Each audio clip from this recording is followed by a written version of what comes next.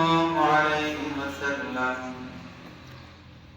أستريت بكفتان الأخلاق أو كما قال عليه الصلاة والسلام اللهم صل على محمد وعلى آل محمد كما صليت على إبراهيم وعلى آل إبراهيم إنك حميد مجيد اللهم بارك على محمد وعلى آل محمد كما باركت على إبراهيم وعلى آل إبراهيم إنك حميد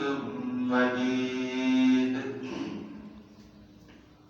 معزز محترم সম্মানিত মুসলিম کرام দূর দূরান্ত থেকে আগত ছুটে আসা সম্প্রদায়েরা মহান আল্লাহ তাআলার দরবারে লাখ কোটি শুকরিয়া যে মহান রব্বুল আলামিন আমাদেরকে এই পবিত্র দিনে আল্লাহ তাআলা মহান বড় হুকুম ছিল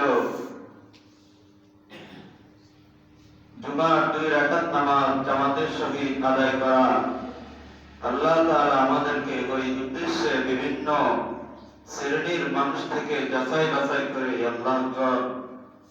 আল্লাহ পাকের ঘর মসজিদে আসার এবং বসার তৌফিক দান করেছেন। এজন্য সকলে দিল থেকে শুকরিয়া আদায় করে বলি আলহামদুলিল্লাহ।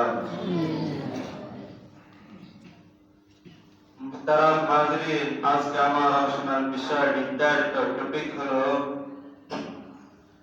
বিশ্ব শান্তি প্রতিষ্ঠায় মহানবী সাল্লাল্লাহু আলাইহি ওয়াসাল্লাম কি ভূমিকা পালন করেন। সময়ের সংক্ষিপ্ত পরিসরে উক্ত বিষয়ের উপর কিঞ্চিত আলোকপাত করার পরে সালাম ইনশাআল্লাহ।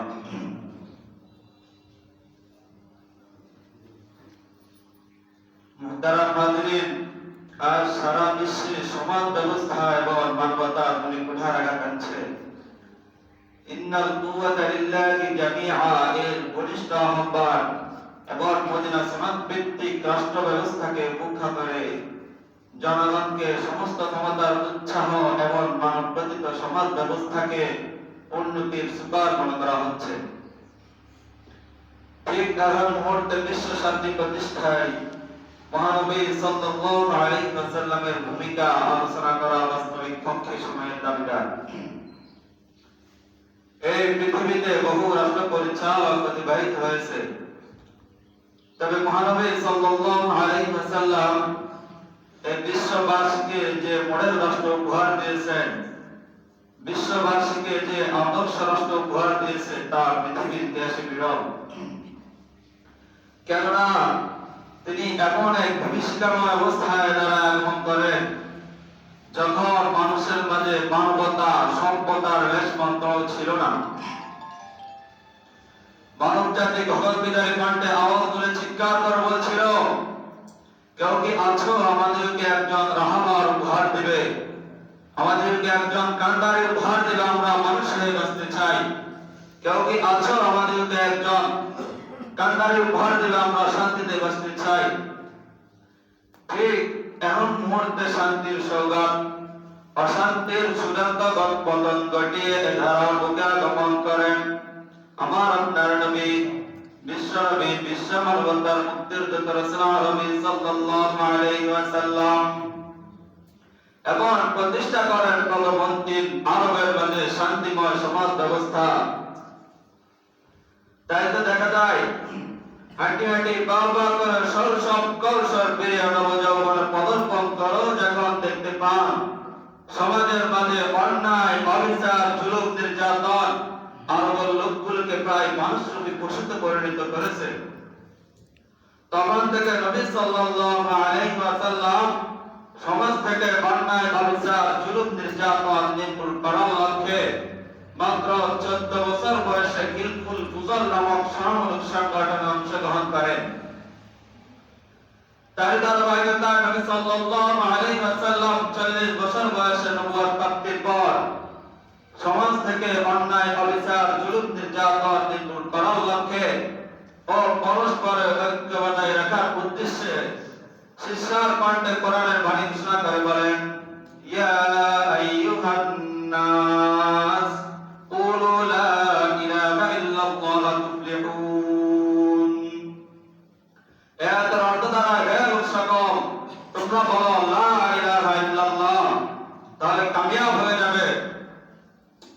এর নাযিলের পর রাষ্ট্রে পরিণত হয়েছিল নজিরবিহীন নিরাপত্তা ব্যবস্থা। নবী সাল্লাল্লাহু আলাইহি ওয়াসাল্লাম সমাজ থেকে অন্যায় অবিচার জুলুম নির্যাতন নির্মূল করার লক্ষ্যে নবী সাল্লাল্লাহু আলাইহি ওয়াসাল্লাম শ্রেণী বৈষম্য দূর করার জন্য কোরআনে বাণী ঘোষণা করে বলেন, ইন্নামাল মুসলিমুনা ইখওয়ান, নিশ্চয় মুমিনগণ ভাই ভাই, আল মুসলিম আল মুসলিম, আল মুসলিম আল মুসলিম, মুসলমান মুসলমানের ভাই। এর নাযিলের পর মানুষের মাঝে এমন ভ্রাতৃত্ব স্থাপিত হয়েছিল যা পৃথিবীর ইতিহাসে বিরল।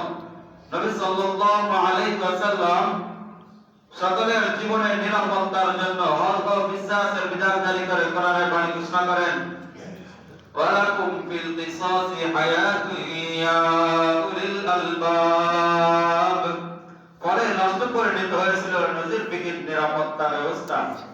নবী সাল্লাল্লাহু আলাইহি ওয়াসাল্লাম সমাজ থেকে চুরি ডাকাতি ছিনতাই রাহাজানি নির্মূল করার লক্ষ্যে কোরআনের বাণী ঘোষণা করে বলেন, আস-সারিকু ওয়াস-সারিকাতু ফাকতাউ আইদিয়াহুমা জাযাআন বিমা কাসাবা নাকালাম মিনাল্লাহ। পরে আরবে ফিরে এসেছিল শান্তির বায়নারা। শুধু তাই নয়, নবী সাল্লাল্লাহু আলাইহি ওয়াসাল্লাম জিনার হদ এবং নাজাতের ইজ্জত রক্ষার্থে কোরআনের বাণী ঘোষণা করে বলেন, আয-যানিয়াতু ওয়াজ-যানি ফাজলিদু কুল্লা ওয়াহিদিন মিনহুমা মিয়াতা জালদা। বলে তৎকালীন যুগে আর কোন নারীকে ধর্ষিত হতে শোনা যায়নি, কিন্তু বর্তমান যুগে কিছু প্রতিবাদীদের বক্তব্য শোনা হতে হয়। তারা বলে কোরআনের কথা মানতে গিয়ে, রাসূলের কথা মানতে গিয়ে, ইসলামী কথা মানতে গিয়ে কেন আমার বোনকে জিনার ভার পেতে হবে? যে উপস্থিতি আর যারা সভ্যতার দাবিদার নারীদেরকে ভুলে আওড়ায়, স্পষ্ট ভাষায় তাদেরকে বলে দিতে চায়, ইতিহাস ঘেঁটে দেখো, যে যুগে নারীদের জন্ম হওয়াটাকে পাপ মনে করা হতো, নারীদের জন্ম হওয়াটাকে অপরাধ মনে করা হতো, নারীদের জন্ম হয়ে বেঁচে থাকার ন্যূনতম অধিকার ছিল না, নারীদের জন্মানোর কারণে জীবন পুঁতে ফেলা হতো, সেদিকে নবী সাল্লাল্লাহু আলাইহি ওয়াসাল্লাম নারীদের ইজ্জতকে সুরক্ষ মাকাম হাসিল করে কোরআনের বাণী ঘোষণা করেন, আল জান্নাতু তাহতা মাদামিল উম্মাহাত। শুধু তাই না, যার রাষ্ট্রনীতিতে মুগ্ধ হয়ে ভারতের মহাত্মা গান্ধী বলেছিল, अगर राष्ट्र बानी करना चाहे तो मोहब्बत की हुकूमत इख्तियार करो।